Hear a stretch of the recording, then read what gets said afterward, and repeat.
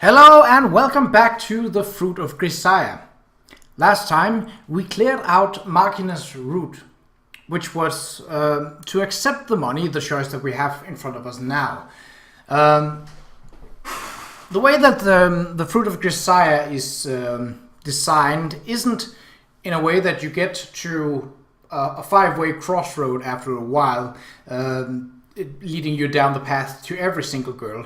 You get to the to a fork in the road, or a choice if you want, where the first choice is the choice of Markina, and if you say no to one girl, you move on with the story and eventually get to another girl, and so on and so forth, until the last girl, who you then sort of get filtered into by not choosing the fourth girl. You actually choose to go with the fifth girl. Sort of weird, but we'll get to that when we get to that. For now, we're back in the main story, which means that we are to reject the money. So let's continue.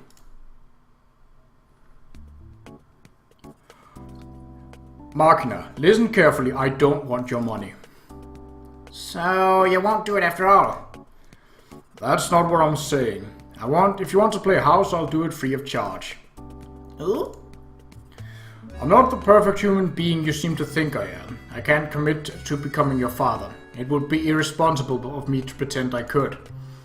But if just playing at the role, I think even someone like me can handle it. So it's okay with you? You'll be my papa? Well, a pseudo-papa, I guess. Since you never learned what a family is, we'll try to figure it out together. Would that be enough? Yeah, that's fine. No, that's great. Alright then, let's leave it at that. Thanks, Papa. Thanks so much. I'm just a fleshling daughter right now, but one day I'll make you proud. That said, I'd really prefer not to be called Papa this early on in my life. And I think you meant fledgling. Fletching? That's the feathers on an arrow. Well, I don't really get it, but anywho, I'm looking forward to working with ya. I take a hold of Markina's outstretched hand and give it a quick shake. Most likely because of that half-eaten lollipop she's been carrying around, her palm is sticky and unpleasant to the touch. You've got plenty to learn, that's for sure. When you raise something, sometimes you're the one that grows the most, and when you teach someone, you're going to learn a lot in return. Or so my master told me once. At the time, those words didn't really resonate with me, but now I think I'm starting to understand. Even so, when I think about the rocky road that lies ahead, I can feel the dull throb of an incipient headache stirring under my temples.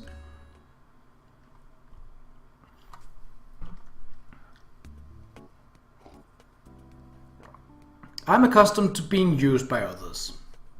After all, at my part-time job, it's not considered acceptable to second-guess your orders, let alone defy them. Once you're given instructions, you're expected to carry them out to the letter without question, without hesitation, and without doubt.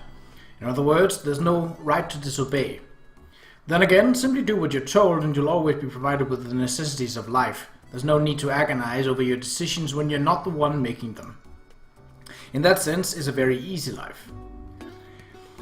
Sorry to push this off on you, Yuuji. I know it's kind of a pain. Don't worry about it. I'm currently carrying a metal overhead projector down the hallway. In our increasingly computerized age, this sort of bulky machine is already well down the road to complete obsolescence, but a fraction of the teaching staff, specifically those older than 50, don't seem to have gotten the memo. As a general rule, these older instructors prefer to use handwritten transparencies as visual aids for their lessons.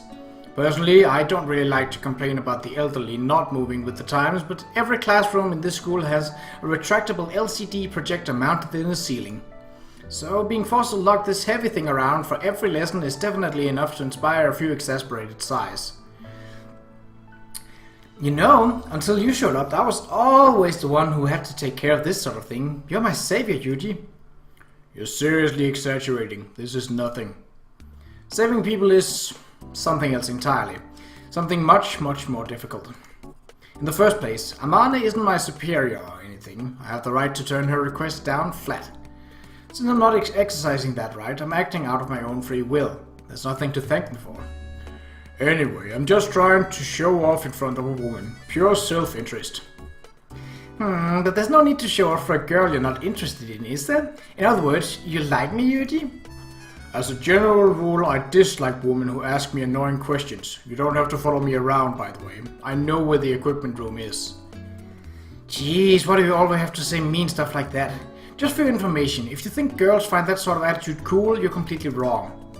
That a fact. Let me rephrase that then. Leave this to me, Amani. You go ahead. I'll catch up later. Now it's a death flag?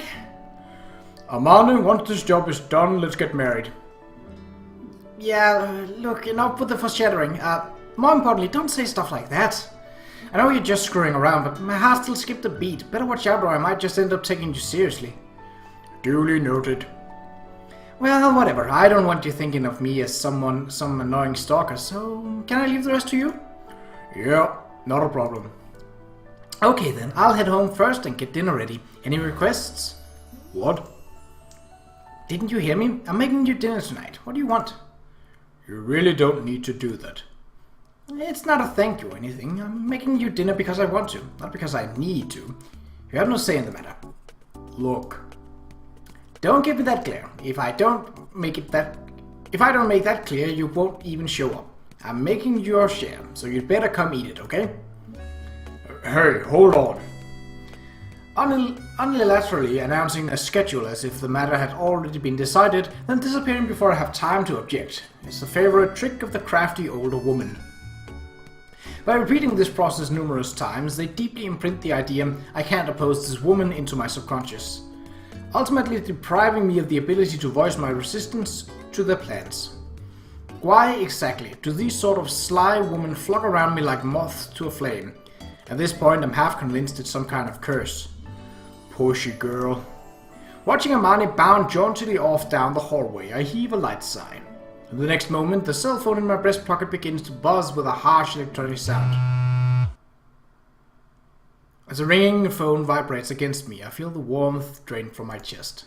It's my black cell phone, the one I was given for work. I pull the phone out of my pocket and glance at the LCD screen. The caller's name is displayed Julia, first and foremost among the sly women in my life.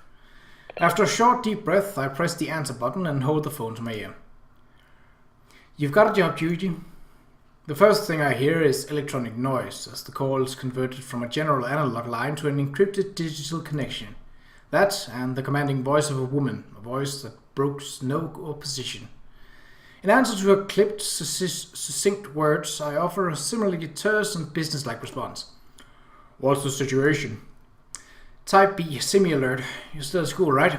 Your ride will be there in 17 minutes. Be prepared. Affirmative.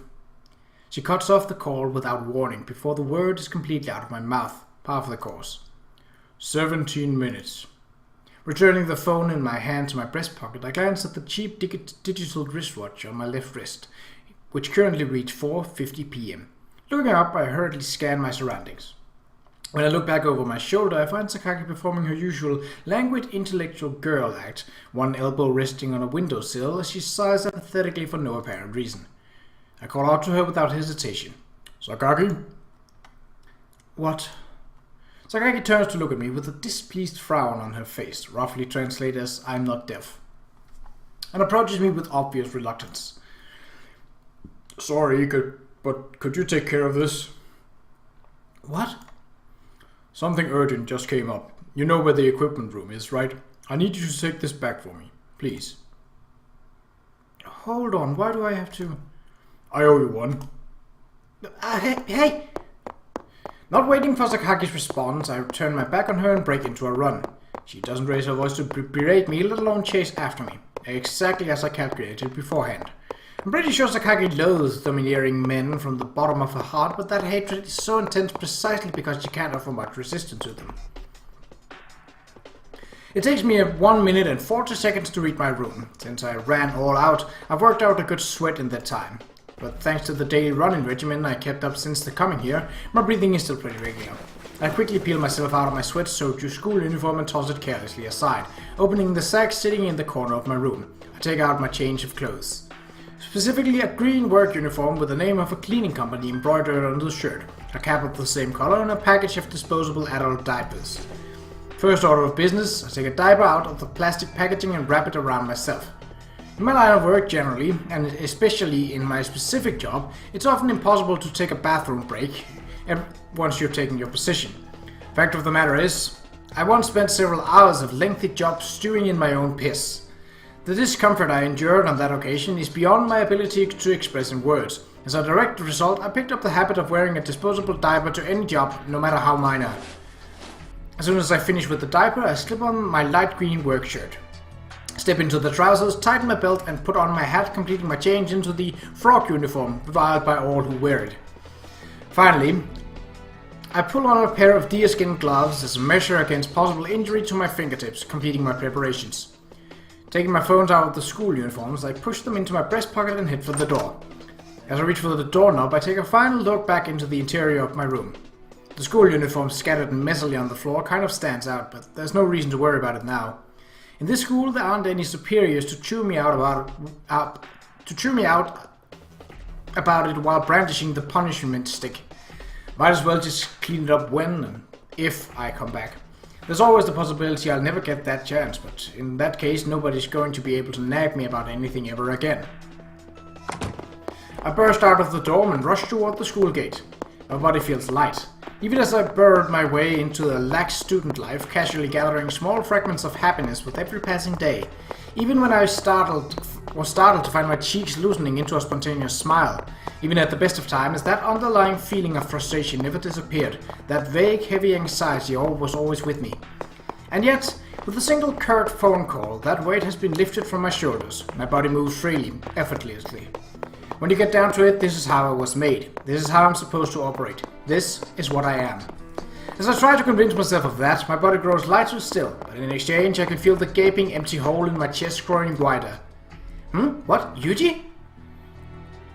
An unexpected voice brings me to a reflexive halt. When I turn, sure enough, Aman is standing a few meters away. Huh? What's with those clothes? Are you going somewhere? Yeah, got called into work all of a sudden. Really? What was it again? A cleaning company? Wait, what about dinner? Are you going to be getting back late? Well, I might not be able to make it back. I see. Okay, then, in that case, I'll have it ready for you when you get home. Don't worry, I won't start eating without you. I don't know if I'm going to be back at a reasonable hour. It's fine, I'll wait, but do try to finish up as soon as you can, okay? Cat got your tongue? Alright. Alrighty then, hard work out there, okay? By the way, the menu tonight is sweet and sour pork, marking as request. Huh? What is it? Don't tell me you hate it. I don't put in any pineapple if that's what you're worried about. That's not it. Thank you, Amani. Yeah, where's this coming from? Feels a little weird to hear you say that, you know? Okay, I'm heading out. Yeah, see you later. Yep, see you later. Huh? Hi, Yuuji. Look, woman, don't just casually butt your way into a conversation between young people. Ah, so mean. Hey, come on, did you hear that? Isn't this guy just terrible? Huh? I guess. Why are you here? What do you mean, why? I told you on the phone that your ride was on its way, didn't I? Pay a little more attention next time, geez. I don't remember anything about that ride being you. Well, yes, that's because I never mentioned it. Okay, can you stop talking in that sugary tone of voice? It's raising my blood pressure. Yuuji? Right, as I may have mentioned before, this blonde clown is JB. Feel free to ignore her stupid jokes. Who says I'm joking? Stop talking, let's just go. Owie, how many times do I have to tell you not to pull me around by the hair? Jeez, what a brute. Let me reintroduce myself at least. Are you serious? Hello there. I guess that would be a first meeting. I'm Yuuji's guardian, Qa'Rajh. Although from what I hear, you seem to be taking good care of him for us, Suamana-san. Nice to meet you. Huh? Wait, why do you know my name? Because Yuuji's always talking about you, of course. Here you go, my card. Thanks. Asahi Clean LLC, Second Public Relations Division, Section Chief Qa'Rajh. Yuria's son? Yep, but it's just JB to you, okay? Right. That's more than enough, isn't it? Let's go, JB. Well, hey, not the hair. Ow, no! Later, Amani. Yeah, bye. What's the deal with that woman? You mad? Why would I be? Well, it's kind of feels like you don't want me meeting those kids. That's right, I don't. You stink of gunpowder, JB. Huh? Really? Do I smell? It was a figure of speech.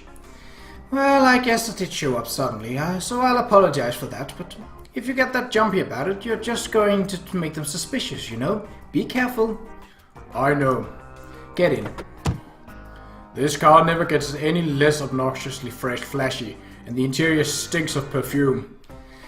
Better than gunpowder, right? Don't complain. As she speaks, JB leans over toward me in order to put on her seatbelt, her body exuding the same sweet smell of perfume that pervades the car. It's the raw scent of an adult woman. As a general rule, women sprinkle more perfume on themselves with every year they age. Some of them end up as walking air fresheners, but JB's fragrance isn't too unpleasant. Somewhat reminiscent of a mother's scent, if anything. Better than the smell of gunpowder, to be sure.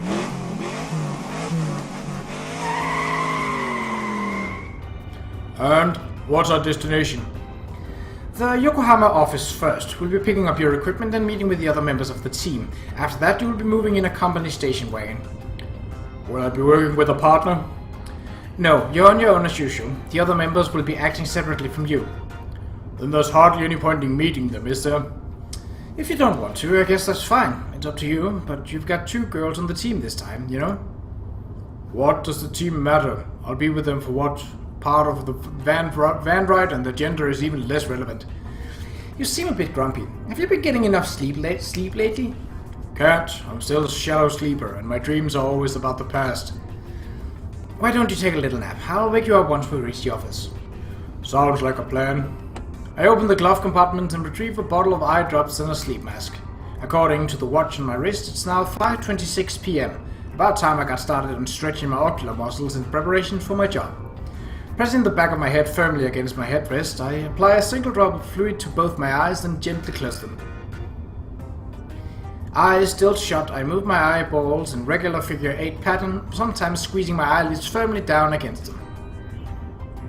Opening my eyes, I swing my focus up and down to the absolute limit, as if attempting to look at my own forehead and chin. Next, I move my eyes left to right, trying to catch a glimpse of my own ears. I repeat the same exercise a total of 5 times, with 1-minute breaks in between each repetition. When I'm finished, I gently close my eyes and slip on the sleep mask and consciously slow my breathing. And inside the car, enveloped in JP's sweet fragrance, I quietly fall into sleep.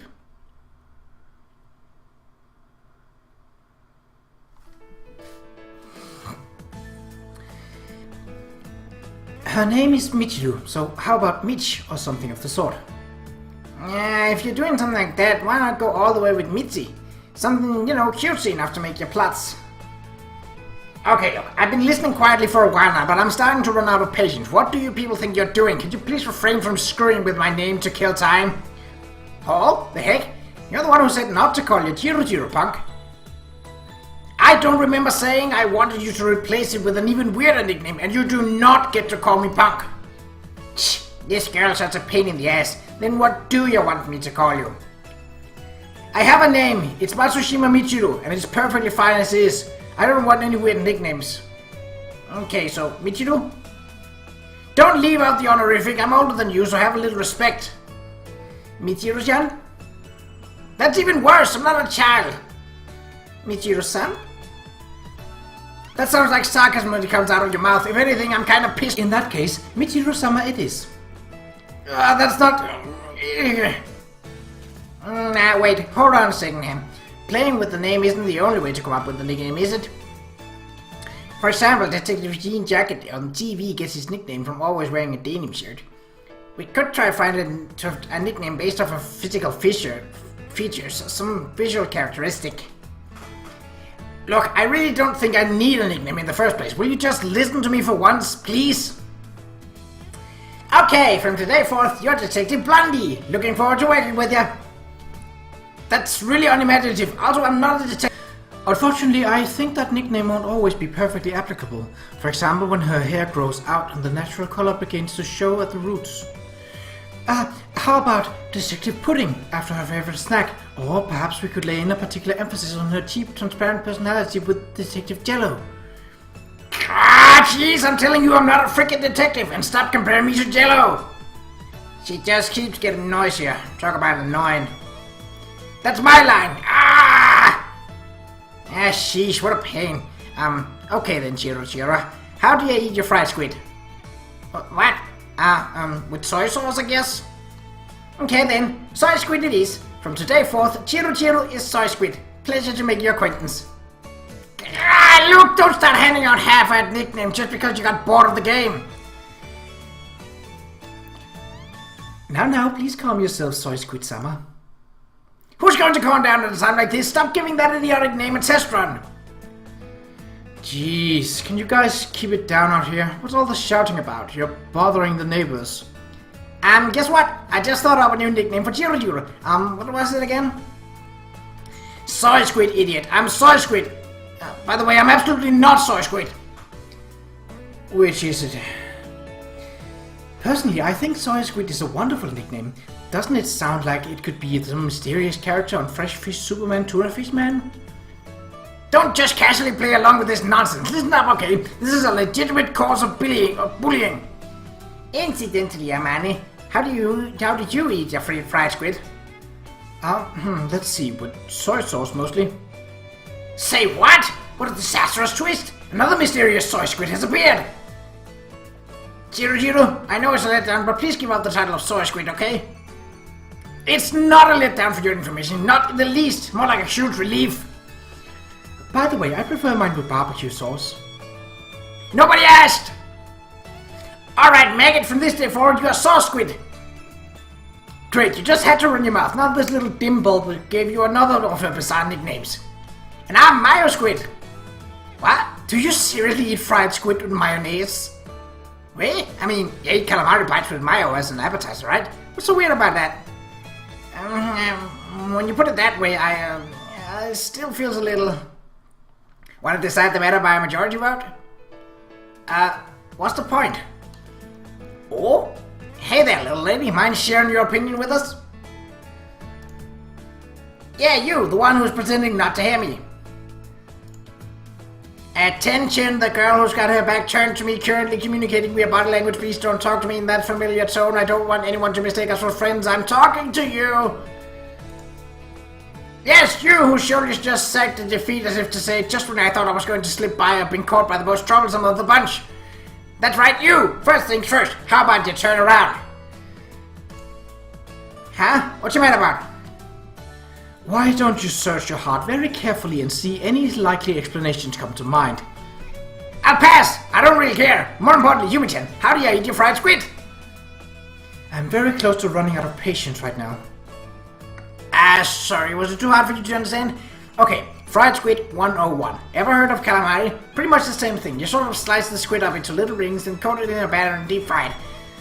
I know what it is, thank you very much. Not surprising. So, how do you eat it? That's the topic of the moment. Unfortunately, my experience with plebeian cuisine isn't as extensive as yours. I've never had any. Huh? You for real? Yes, it's true. What a pity. I suppose you won't be able to give me one of those bizarre nicknames after all. Okay then, from this day forth, you are Nigger Squid. God, this girl is utterly impossible to reason with. Nigger Squid? That might actually be a pretty good fit for Sakaki-san. Look, Amani, don't just stand there laughing. Do something about this. Tell her to stop these stupid nicknames. Oh, come on. What's the big deal? Kind of fun, isn't it? Not even remotely. Are you even listening to these? The girl's got a nasty sadistic streak. Her nicknames are downright cruel. Hey, don't get us slandering people, you dumb bottle blonde. Unless you want to get a boot when the sun don't shine. We understand each other? Okay, for another thing, her language has definitely gotten even more coarse lately. Kasami-san is clearly a bad influence in this respect. I don't have a self, so I gotta live by imitating others. I can't really help it, you know? Stop trying to distract us by saying vaguely tragic things. You're not going to pull the wool over my eyes that easily. That does it. Come here for a second. No, owie, don't pull. It's coming off. Ah, you're not wearing a bra again? What's wrong with this girl? What's the big deal? When you got a body like mine, might as well flaunt it. Would it be alright if I return to my room now? What's the big hurry? It's not like you got anything to do in there, right? Other than downloading more porn off the net, of course. I'd appreciate it if you kept your groundless speculation about my private life to yourself. Yes, sorry about that. No need to get all grumpy, Naked Squid. I'd also appreciate it if you stopped using that bizarre nickname. Yeah. Speaking of which, what does fried squid have to do with anything in the first place? Well, my guess would be that Maki-chan simply felt like eating some. Huh? Really? But Makina, you told me sweet and sour pork sounded good tonight, right? Yup, sweet and sour good stuff, alright? But fried squid ain't bad either, you know? Fried squid, huh? You sure do love tough food, don't you? Not that I really understand why. The harder the food, the more satisfying it is to get it down your gullet. Well, I guess I sort of see where you're coming from. Okay then, shall I make some fried squid too? Yuuji would probably be happier with seafood than meat as well. Sounds good to me. Wait a sec, come to think of it, where's Gunpowder at? Yuuji's office his part-time job. He left with that JB person a little while ago. Part-time job? Not that I'm curious or anything, but what kind of job does he have? He works for a cleaning company, I guess. He was wearing this janitor-style uniform when he left. Oh, now that you mention it, he did say something like that, I guess. It seems Kasami-san lost both his parents at a young age. I wonder if he has to work in order to raise funds for his tuition. Officially, he's enrolled as a specially invited international scholarship student. He should be exempted from 80% of our tuition. But even if his enrollment here is free of charge, I assume his daily living expenses come out of his own pocket, yes? I don't know quite that much. Doesn't that shady-looking blonde JP woman take care of that sort of stuff for him? If we're talking about shady, I think the bogus beach blonde look you got going there on has her beat hands down, Qa'Rajh. Why, you little want to find out how far that can stretch? How far what can stretch? In the first place, who exactly is Harudera-san? What was it again? Really distant relative of Yuuji's, I think. The little sister of his big sister or something? That would just be another sister, I believe. Wasn't she the friend of his older sister, I think? They're not even related? Why would she be taking care of him then? Why are you asking me? There's no way I'd know the answer to that question. But when she introduced herself, she thanked me for taking good care of Yuuji for us. Very much as though she was a relative. Even if they aren't tied by blood, I believe it's safe to say their relationship is quite close. Wait, Sachi, you've spoken to that woman? Yes, some time ago I happened to encounter her while I was cleaning the area around our gate. I noticed a suspicious loiterer observing the school grounds from the outside, so I approached with my trusty broom, intending to drive her off. But when I challenged her, I discovered it was merely Harudera-san. Hey, Sachin, don't challenge people who look suspicious to you. What are you planning to do if you run into someone who's actually dangerous? Verbally challenging those who are behaving suspiciously acts as a valuable preventative measure. The objective of my vigilance is not to catch criminals in the act, but rather to discourage potential future misdeeds. I understand what you're saying, but if you end up getting attacked by some lunatic, you wouldn't stand a snowball's chance in hell, you know? And I can't argue with you on one thing. That woman is definitely a suspicious character. I ran into her by the station a while ago and we talked a little, but I don't know how to put this. She seemed kind of detached. I couldn't really pin her down. For one thing, that weirdly friendly smile of hers feels phony. She's not a bad person or anything, though. She gave me some gum the other day, you know? Huh? What? You met her too? No, wait. First things first. I'm always telling you not to take presents from strangers, right? What's the big deal? I mean, I knew who she was, you know. And she had lots of gum and candy on her because of her sales work, I guess. Sales work? A salesperson who gives out gum and candy, like one of those door-to-door life insurance agents. But Yuuji was in cleaning, right? So maybe that empty smile is her default expression as an experienced saleswoman? I guess I can sort of buy that. Look, you, don't go picking fights with the nation's life insurance ladies. They'll wreck you. But, as a business vehicle for a simple insurance saleswoman, I must say that flashy car seems far too extravagant. How much does that type of car cost anyway?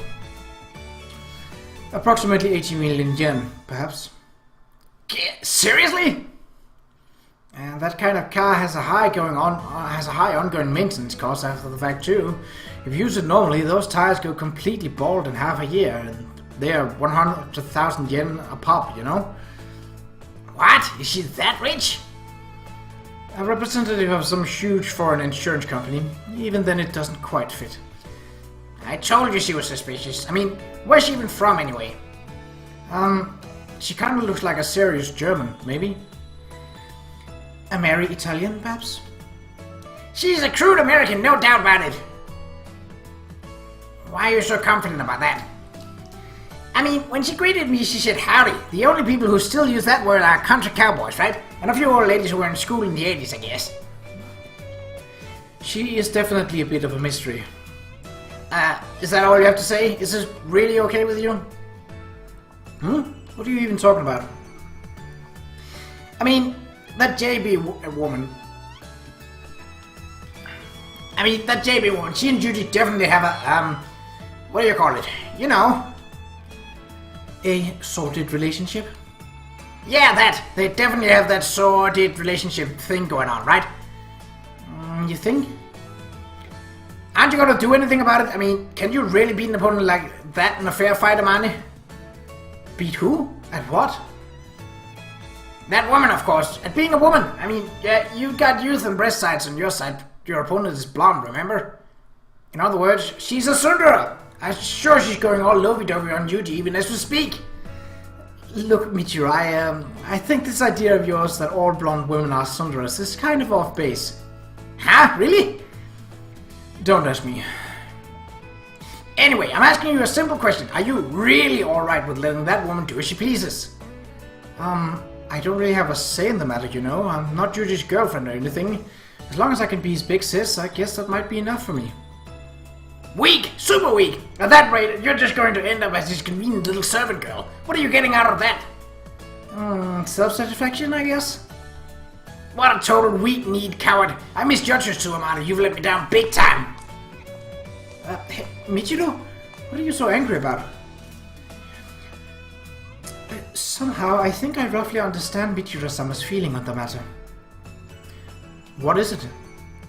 I'm putting this rather simplistically, but I think it boils down to the fact that she simply doesn't like the idea of some strange woman taking Kasami-san away. Huh? Sachin, you're going too? I don't get it. What do they want me to do about this? Well, whatever. Okay, I gotta get dinner ready. I'll also be... Hey ho, Yumi-chan! Yumi-chan! I've got a distinctly bad feeling about this, but for the moment I'll play along. What is it? Since the general consensus was Nigger Squid was kind of over the top, I thought up a brand new nickname for you. I really don't want to hear this, but go ahead if you absolutely must. Barbara! What? Better clean out them ears, girl. I said Barbara. Why? Oh, maybe Yvonne? Well, which do you prefer? I should have fled when I had the chance. Oh, poor Yumiko.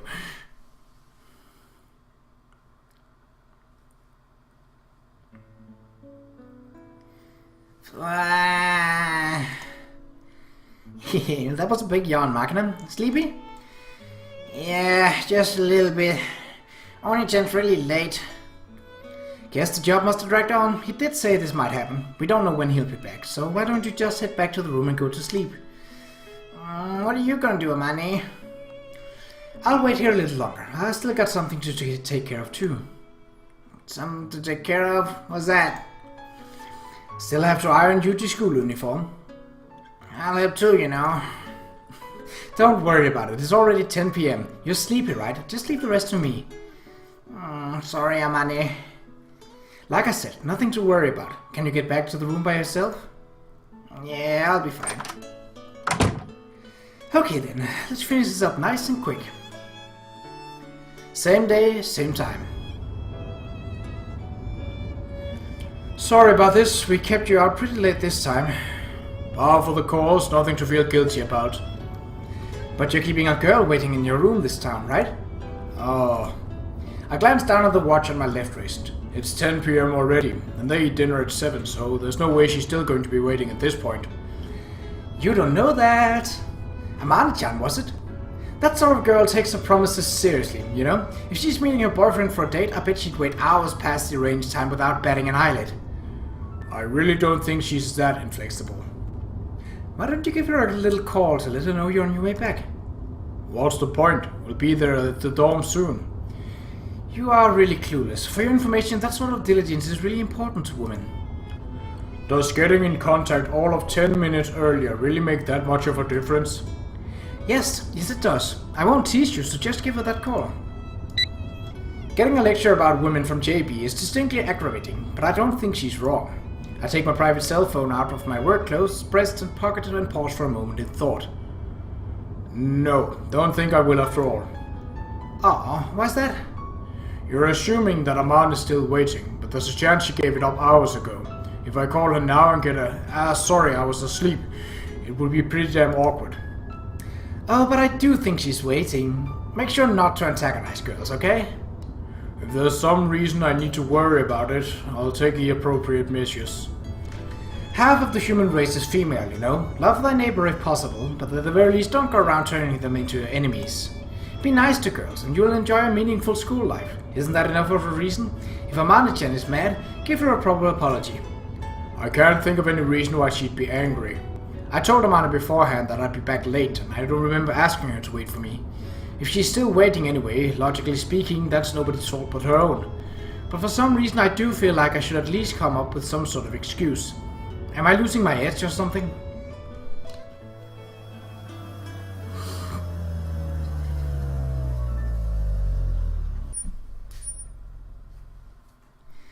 Okay, here we are. Good work today. I appreciate you going out of your way to drop me off. It's fine. Okay then, I'll be in touch when we get another job only you can do.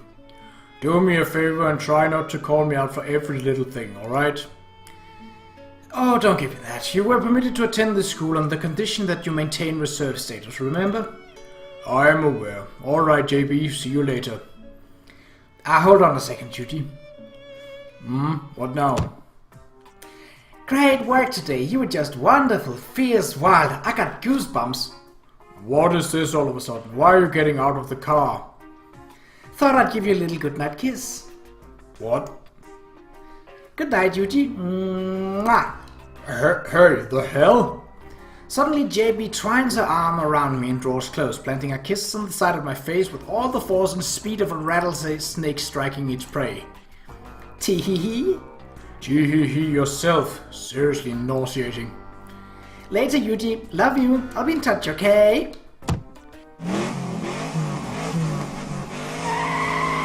JB lets out a high-pitched giggle, unworthy of her years, and swings back into her car, kicking her high heels vigorously up into the air. In the next moment, she's speeding noisily off into the night. What the hell was that all about? When JB acts like that, it means she's up to something. I can't imagine what she possibly hoped to accomplish this time, but it's best to err on the side of caution when dealing with that woman's schemes. Some sort of trap? I mumble to myself uneasily, watching as JB's car dwindles quickly into the distance like a bad boy fleeing the scene of a successful prank. And when I turn back toward the school, the nature of her snare becomes clear at once. Sachi? Sachi stands frozen a little distance away. Her cheeks are flushed red and she's lightly biting down on her lower lip and her whole body seems to be trembling slightly. She's holding a white plastic shopping bag in her hand. Probably on her way back from an expedition to the convenience store at the station. I didn't see a thing. Hey, hold on, Sachi. I'm pretty sure you're misunderstanding something very badly right now. Let me explain. I am on my way to deliver materials at the ice cream she requested, so, excuse me. I'm telling you to hold on a second, alright? JB and I aren't... well, our relationship isn't... Please say no more. It's what they call a sorted relationship, yes? I'm not a child, I completely understand. It's only natural for a man to pursue that sort of purely physical, dry relationship. No, perhaps wet would be a more accurate description. No problems here, no sir. No, that's not... JB and I aren't... Look, you got this wrong. She was just screwing around. Yes, I understand. Screwing around the adult sense, yes. Please don't worry, I won't say anything to Amane-san. These events will remain forever sealed away inside my feeble breast. Look, Sachi, can you please just calm down? You don't believe me? You don't believe me? It's fine, I assure you, my lips are firmly sealed. If you like, why not push me down on the spot and confirm it with a kiss? Say what? Kasami-san? What? Did I by any chance say something rather outrageous just now? Yes, you did indeed. Am I perhaps going to be sexually assaulted in the immediate future? By whom? Stop pointing at me. Look, just get lost, will you? Michiru's waiting, right? Ah, yes, please excuse me. For crying out loud. There's no way that was a coincidence. Davy must have noticed her. What a malicious prank. What a malicious prank. The dose was way too strong for a girl with no immunity whatsoever. Goddamn JB. I think I might need to give that woman a serious scolding one of these days. Kasami-san? What? You're still here? You need something. You got lipstick on your cheeks. You got lipstick on your cheek. Please wipe it off before you meet Amane-san. Goodbye. Unbelievable. Every last one of them. Even as I mutter my complaints, I wipe my cheek clean with the cuff of my work uniform. JB's pricey lipstick, visibly distinct from the knockoff stuff students buy in convenience stores, is reduced to a fragrant smear on the sleeve of my pea green shirt. It smells distinctly of a grown woman. As I take a whiff, the contrastive scent of gunpowder soaked into my uniform also pricks my nose. Do I smell? Well, whatever. There's nothing I can do about it right now. To be honest, coming back late to this sort of slapstick routine is kind of a bear. Especially after hours of tension and strain on the job, my feet feel oddly heavy as I walk toward the door. Back when I was in active duty, I don't think this much would have worn me out.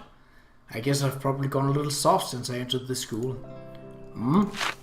Walking past the school building, I'm just crossing over the covered pathway leading to the gym when something ahead catches my eye. There's a light on in my window. Amane? She actually waited. There was no guarantee I'd even come back. In the first place, there was absolutely nothing in it for her. Why sit around in an empty room? Does she enjoy wasting her time? When people put a lot of time into something that produces no concrete benefit to them, that activity can often be classified as a hobby. Maybe sitting around patiently is Amane's favorite pastime. There are a lot of bizarre hobbies out there, no doubt, and it's hardly my place to tell Amane how to spend her leisure time. Even so, I have to say she'd probably be better off finding some slightly more rewarding pursuit. Of course, whether I'll ever share that opinion with her is another matter entirely. The instant I opened the door to my room, the smell of domestic life flooded into my nose.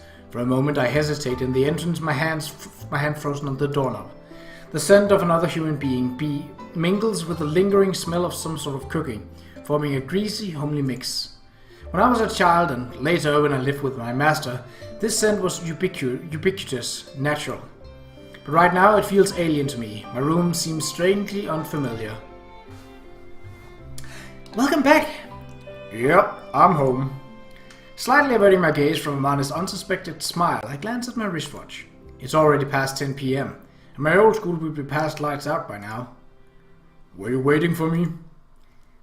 Pretty much. I thought about just leaving a note and heading back to my room, but there was something I wanted to take care of. What? The ironing. I glance around the room. The clothes I left scattered on the floor earlier are gone. In exchange, a cleaned, ironed, and neatly folded school uniform sits next to Amane. You like your ironing done with lots of starch, right? Yeah. In my line of work, any uniform you wear is expected to be stiff as a board at all times. Get spotted with a wrinkle or two and your superiors are going to give you an absolute hell as a general rule. As a result, I've got an ingrained habit of spraying enough starch on my shirt that you can practically prop them up like a tent after ironing. But I'm pretty sure I've never discussed any of this with Amanda before. She probably just noticed my shirts are always crisp and reached the conclusion on her own. Not that this is anything out of the ordinary for her. She's got a truly impressive eye for this sort of detail. Oh, and there was a button coming loose on the breast, so I reattached it for you. She passes over the uniform with a smile. On inspection, there is indeed one button with a slightly different colored thread. It's been sewn on particularly firmly. The sight gives me a strange feeling of déjà vu. What's this feeling? Right. Back in elementary school, I'd been wearing a shirt with a loose button when someone stopped me, then proceeded to sew it back on right where I stood. My one and only sister, Kasami Kazuki.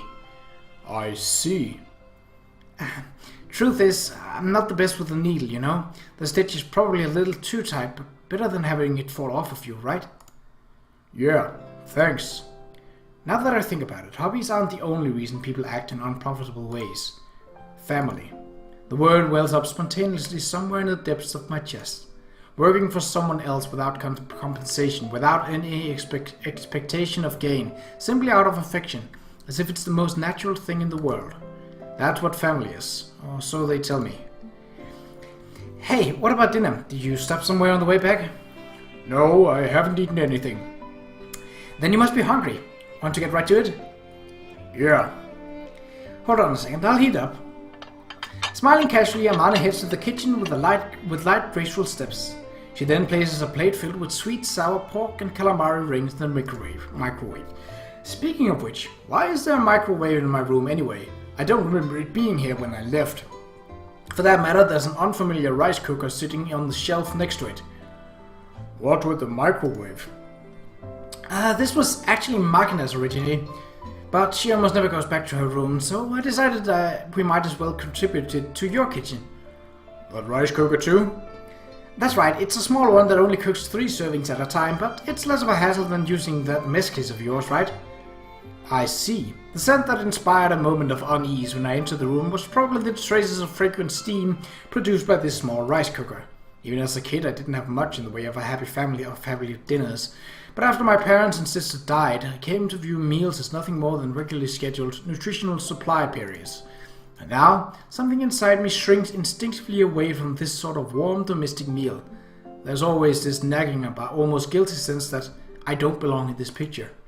Of course, when I was living with my master, there were a few meals like this, but that woman was fundamentally crappy in the kitchen and rarely bothered to cook a full-fledged meal. The food she served me wasn't inedible, but it was never what you'd call tasty either. JB would occasionally stop by on a whim and whip something up, and the food was definitely an improvement, but it was hard to get too emotional about knowing I was going to be cleaning up the mess she always left in the kitchen. Hey, Amane. I think I've asked this before, but why do you stick to me so persistently?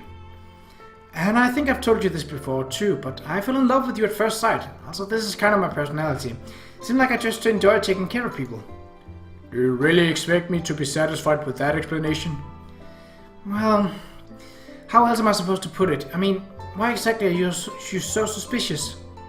Because it's way too convenient a story. Can't help feeling a little skeptical. A beauty with huge breasts fall in love with me at the first sight, then unilliterally lavishes attention on me out of sheer affection. I'm not quite wet enough behind the ears to swallow that shoddy manga style setup. There's something else behind this. I don't think this is me being paranoid. It seems like common sense. Let me ask you a question, Yuuji. How many girls have you dated so far? I've never dated anyone in my life. In that case, what do you know? Maybe girls like me aren't as unusual as you think, Well, I guess. Can't deny that I've got gaps in my knowledge. If she declares this is just how women are these days, I don't have enough points of reference to mount a rebuttal. It's easy to dismiss everything you can't get your head around as impossible, but isn't that basically just turning a blind eye to your own ignorance? I'm not expecting you to understand why, but at least accept the fact that there are girls like me out there, okay? You have a point. As a result of ignoring a reality it didn't want to accept, this country once marched blindly into a crushing defeat, mouthing flavored rhetoric about inevitable victory the whole way. In the same way, dismissing a perspective you can't understand as ridiculous is just an egotistical refuse to admit other ways of looking at the world exist. At the very least, I have to acknowledge that my values aren't universal. Okay, thanks for waiting. All done. Tell me something, Amane. What?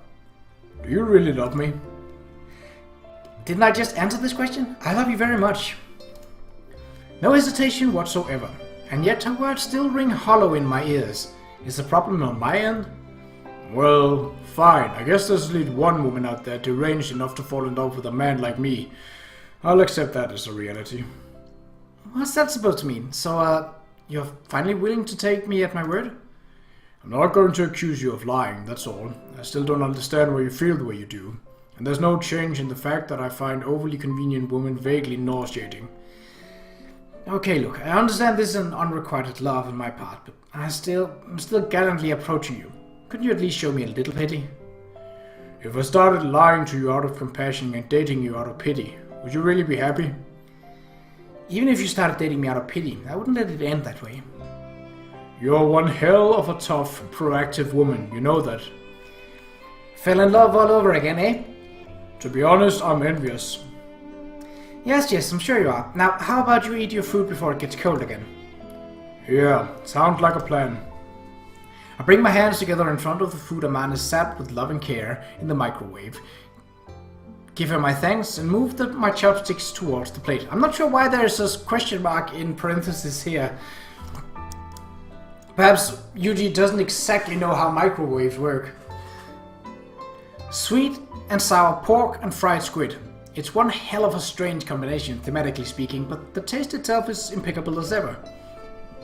Her skill as cooking is superb, and in contrast to her seemingly rough, careless attitude, she's unusually attentive to small details and highly considerate of others' needs. A good woman, any way you look at her. Of course, I think that's the exact reason I can't rid myself of my doubts. Why would she fall in love with me, of all people? It's delicious. Oh yeah? That's good to hear. Whatever the case may be, I think Amanda's smile is probably genuine, and that's why it makes me feel like there's a thorn stabbing into my chest. Do I even deserve to be loved? I understand that I'm overthinking things, but I can't stop. Every time I get on this train of thought, I start wondering what I'm even living for. Whether there's any real meaning in my survival. I start thinking, I must be a pretty pathetic excuse for a human being if I can't believe that smile. When you get down to it, my master was right. I'm still just a punk kid. Just as my mouth began to loosen into a self-deprecating smile, the sound of a cell phone's message alert resounds inside the room. I instantly reached my hands to my breast pocket of my work clothes, but the sound didn't come from my phone. Which would mean... Oh, an email? Amanda takes out the cell phone she'd left carelessly in the pocket of her jeans, opens it and peers down at the LCD screen. It's from Sacha. Let's see. Wonder what's up. It seems the message was sent from Kumina Sachi's email address. At that name, my chopsticks abruptly stopped dead in midair. For some reason, I have a bad feeling about this. Apparently finished with Sachi's message, Amani quietly brushes up her long hair with a free hand. Hey Yuuji, what's this? Amani holds out her cell phone for my inspection. Naturally, Sachi's email is displayed on the screen. From Sacha to Suamane. Subject, I can't say a thing. Message, and I didn't see a thing. The contents of the email are that single short line. The problem lies in the image attached to it. It's a camera phone snapshot taken only a little while ago. Quite a skillful piece of work, really. In front of the school gates, JP's pressing her lips to my cheek, both arms twined around me. Well, that was, Involuntarily, I swallow the food in my mouth along with a lump of spit. It goes down my throat like a rock. Okay, Sachi, what happened to not saying anything to Amani? I mean, I guess she didn't technically put it in words, but... Well, this is Sachi we're talking about. I doubt she did this for malicious pleasure of it. The burden of keeping the secret was just too heavy for her to bear. In agony with guilt over Amani's ignorance, she probably took the advantage of this dubious loophole out of sheer desperation. It was just a stupid prank of JP's. A prank? Well, let's see. It's kind of a long story, but that's pretty much just how she is. Mind going into that long story of yours? What exactly were you doing with JP at the front gate? That's how the logical next question for Amani is to ask, but... JB is a naturally wicked woman, prone to harassing me in this way at unexpected moments just so she can smirk at my agitation. Would be my explanation, I guess, but it hardly seems enough to satisfy Amane. Unfortunately, it also happens to be the truth, so there's not much I can do about it. Weren't you at your part-time job? Yeah, I was. Wait, that doesn't mean this is my job, okay? It isn't. Is that a fact? Saying that and that alone, Amanda closes the cell phone in her hand with a snap, not betraying any particular interest. I sort of expect you to ask about the job at this point. Okay, what sort of job were you doing and where? I told you I work for a cleaning company, right? Yeah. Today we were cleaning a 20-story building in Tokyo, but, well, this big rat appeared when we were still getting set up, so everyone ended up chasing it around. Thing was, though the rat was unexpectedly nimble, we ended up losing sight of it entirely. If we just let the thing get away, it'd eventually pop up out of its hole again and cause more havoc. And our client was telling us, I can't sleep at night when there are rats on the loose and all that. So we ended up splitting up to track the thing down, but for a rat it was pretty sly. It took a good 3 hours before we found it again and finally exterminated the thing. Somehow, I get the feeling that he's not talking about a rat. I am intentionally replacing certain nouns with metaphorical analogues, but the information I'm giving Amane is otherwise roughly accurate. I really did spend hours running through the intricate web of sewers under Tokyo in hot pursuit of a rat. Incidentally, a gas mask does absolutely nothing to improve the smell of raw sewage. That must have been pretty rough.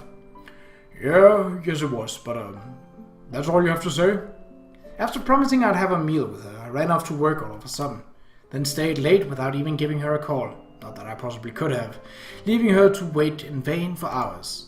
And to top it off, her reward for this patience is a picture of me flirting around with my boss, but she's not planning to say a word of complaint. I mean, I'm putting up a bit of a defensive front and all, but even I recognize that she's kind of got shafted on this one. If she grumbled a little bit, I was pretty much ready to give her a proper apology. But this indifferent response is well outside the range of my expectations. To be honest, it's inspiring some serious unease at my part. Generally, aren't women more, jealous creatures? I'm not exactly an expert, but I've known a few females in my time. As I understand them, women tend to be more selfish about things like this, to the point of irrationality even. You don't have any questions about any of that? I mean, you don't want me jumping in and prying about your job, do you? Wait, were you hoping I'd get suspicious or something? That's not it, but... Well, I'll admit, it's not much fun that you prioritize work over me, but you only did that because you had to, right? Yes. Then there's no reason for me to demand an explanation, is there? You didn't do anything wrong. Yeah, well, I guess not, but... Amanda's weirdly understanding about this. She's being so reasonable that it's somehow making me feel increasingly guilty about the whole thing. It's kind of a complicated feeling.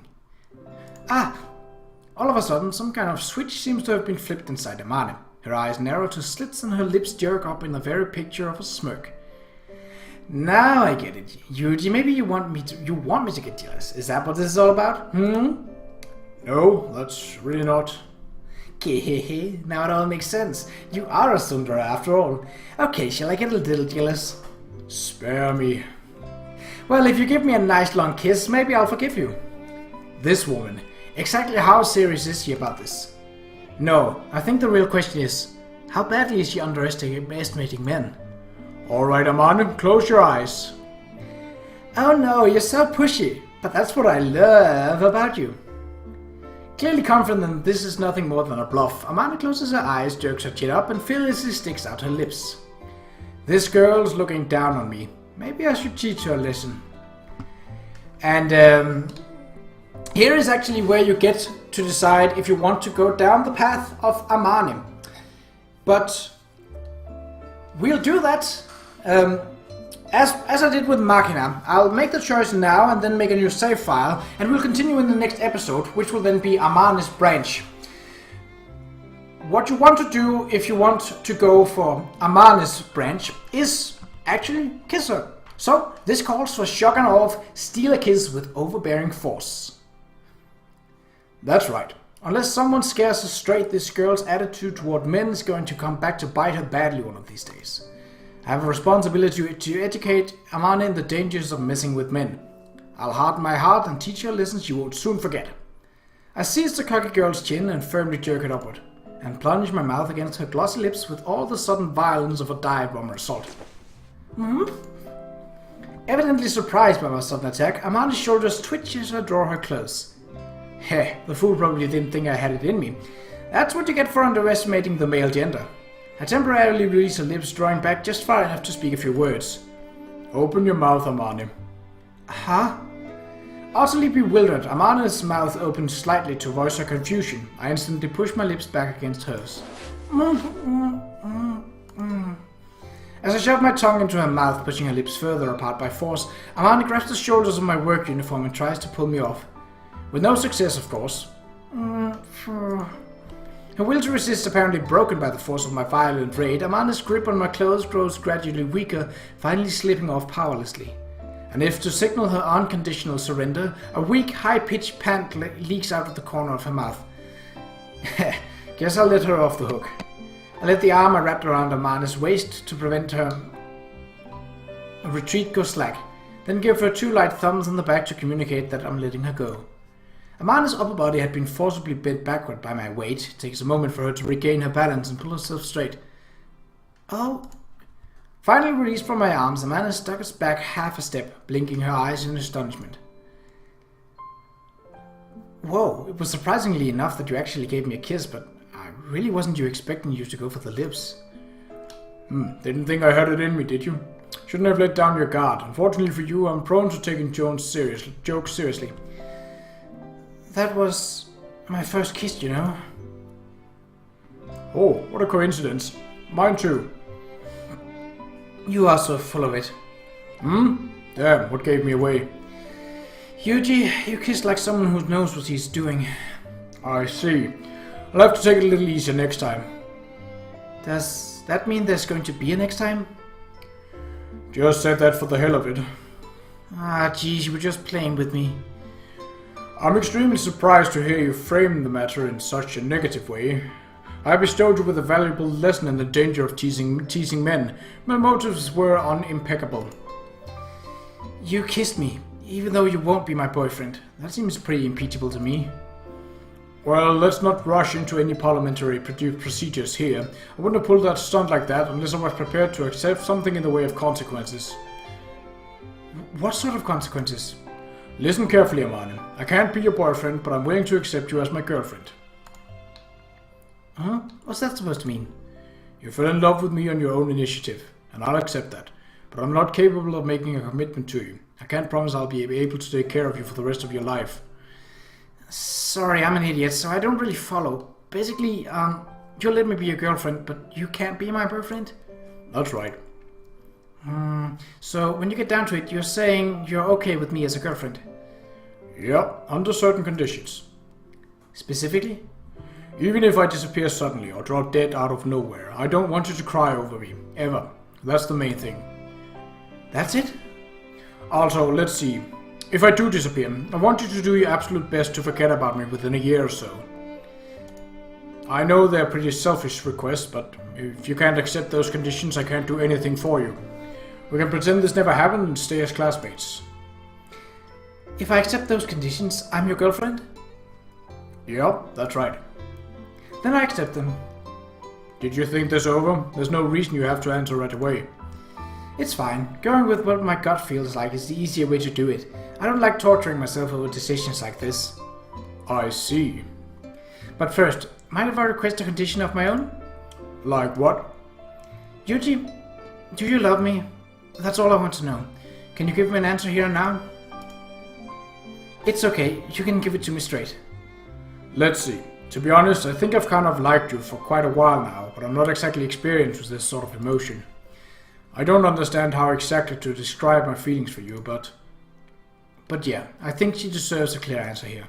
I do love you, Amani. That a fact? That's a relief. I'm happy to hear you say that. Well, I think pretty much anyone is going to love having a convenient, devoted woman dropping in the lab. So my sheer persistence won you over in the end, huh? Incidentally, how much do you love me? What? How am I supposed to measure that? A rough estimate is good enough. For example, I love you more than anything else in the universe, or something? Can't say. I haven't had the chance to explore the universe yet. Look, you don't have to take it so literally. It's kind of hypothetical, okay? Alright then, hypothetically, if your life or property came in danger, I'd protect you even if it meant throwing away everything else. To tell the truth, that's probably just about the only thing I can do for you. The responsibility to protect. That, at least, is a concept I'm familiar with. It's a bit of a catchphrase in my line of work. So then I'm your girlfriend now? Yes, you are. I see. I gave her a firm, decisive answer, but Amane's reaction seems fairly subdued. No spontaneous outbursts of joy, at least. Well, I guess a romantic relationship with this many strings attached to it is pretty unusual. Not really surprising that she might have mixed feelings about it. Sorry, can I sit down for a minute? Why? Before she can answer my question, Amane sinks unsteadily to the floor, landing in a sitting position with a light thump. What's wrong, Amane? Sorry, I kind of went weak in the knees all of a sudden. My legs are trembling. You feeling alright? I don't know. It was such a shock when you kissed me out of nowhere, and I'm really happy that I became your girlfriend, but it's all so sudden. None of this really feels real to me. I've been feeling a little numb for a while now, but this is bad. I don't think I could stand up. My legs have turned to jelly. You're hopeless. She puts up a consistently strong front, but when push comes to shove, it seems Amane is a pretty timid woman. Already thrown off balance by her first kiss, the impact of becoming my girlfriend seems to have been sufficient to rob her of motor control. If you can't stand on your own, I'll give you a hand. What's the bizarre sound you're emitting? Are you laughing? Yep, that I am. I see. I'm your girlfriend now. What? Now the idea scares you? A little late for that. That's not it, but it kind of feels like I won the lottery. I can't really believe it yet. You're really truly okay with me being your girlfriend? Yeah, I meant what I said. Nauseating. Okay, look, you do not tell your girlfriend she's not easy. Just stand up already, will you? Here, give me your hand. Hey, and just what are you planning to do with me after you pull me off to my feet? My body's still numb, so I'm completely defenseless right now, you know? What's your point? Just letting you know if you're going to attack me, this would be the time to do it. In other words, I'm sending you a highly subtle signal that you can throw me in bed right now if you want to. The hell? Amane is trying to put up a strong front with the usual slut act, but it's decidedly unconvincing with her hands trembling in mine like a chihuahua with anxiety issues. Please don't tell me. I'll just let him do what he wants until he can't live without me. What's the best you can think up with for the next step? It'd feel crazy good, you know? What do you say? Shall we? This coming from the girl who's shaking like a leaf in the breeze. Don't get carried away, idiot. With my free hand, I deliver a sharp Qa'Rajh chop to the top of Amane's head. Owie! Hey! Look, I'm not going to vanish like smoke tomorrow. Probably not the day after that either. Don't rush things. But I'm kind of anxious, you know? In your case, it really does feel like you might vanish into thin air all of a sudden. You're worrying too much. Just get some sleep for the moment, alright? I'll take you to your room. Will you carry me? Yeah, I think I can handle that. I lift Amane's completely limp body onto my back and carry her up the stairs and escort her back to the room. This would be the second time I've toted Amane around like this, but her body feels lighter than before. Probably because I'm more ready to carry her and she's more comfortable with being carried by me, because the distance we kept between us has shrunk. She's got a big body, but she's definitely a burden I can bear. And so, as of today, Amane became my girlfriend. And that's where we'll end this episode. It got a little long, but we are now in Amane's branch. So we'll take ourselves down that path when we get to it. I'll make another save file